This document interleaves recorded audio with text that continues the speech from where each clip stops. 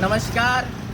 છોટાઉદેપુરની અંદર વિદ્યાર્થીનીઓને આપવા માટેની હજારો સાયકલ બાદ આજે તમે દાહોદની અંદર પણ આ જ રીતની એક પરિસ્થિતિ જોવા મળે છે. મામા સાહેબ ફડકે સરકારી કુમાર છાત્રાલય દાહોદ, આવો તમને બતાવીએ.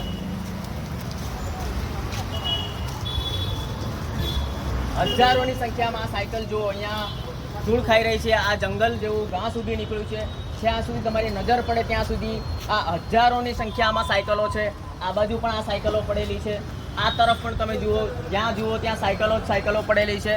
આ સાયકલો શાળા પ્રવેશ ઉત્સવ 2023માં બાળકીઓને આપવાની હતી. 2023નું વર્ષ પણ પતી ગયું, 2024નો શાળા પ્રવેશ ઉત્સવ પણ પતી ગયો.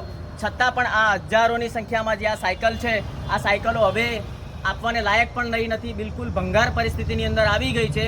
દાહોદ શહેરની અંદર મુખ્ય માર્ગની ઉપર ITIની બાજુમાં જ કલેક્ટરશ્રીનું નિવાસ પણ છે. તો આજે અમે આ મીડિયાના માધ્યમથી ગુજરાત રાજ્યના મુખ્યમંત્રીશ્રીને એક રજૂઆત કરવા માંગીએ છીએ કે સાહેબ, આ હજારોની સંખ્યામાં સાયકલ આ તમે જુઓ કે જેની અંદર ઘાસ પણ એટલું મોટું થઈ ગયું છે. અહીંયાના સ્થાનિક લોકોને પૂછતા જાણવા મળ્યું છે કે લગભગ 2 વર્ષ કરતાં વધુ સમયથી આ સાયકલો અહીંયા પડી છે.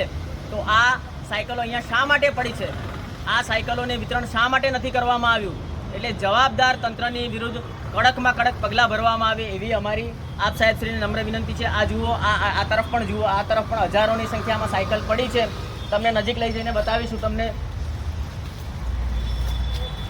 આ જુઓ, આ સાયકલ શાળા પ્રવેશ ઉત્સવ 2023ની છે. શાળા પ્રવેશ ઉત્સવ 2023 એટલે 23નું આખું વર્ષ પતી ગયું, 24નું આખું વર્ષ પણ પતી ગયું.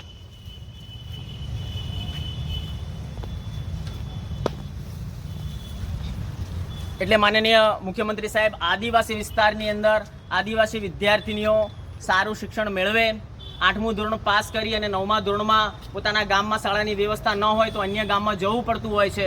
તો એમને આવવા જવાની વ્યવસ્થાના ભાગરૂપે આ સાયકલો આપવાની હોય છે. તો આ દાહોદ જિલ્લાની આદિવાસી બાળકીઓને આ સાયકલો શા માટે નથી આપવામાં આવી?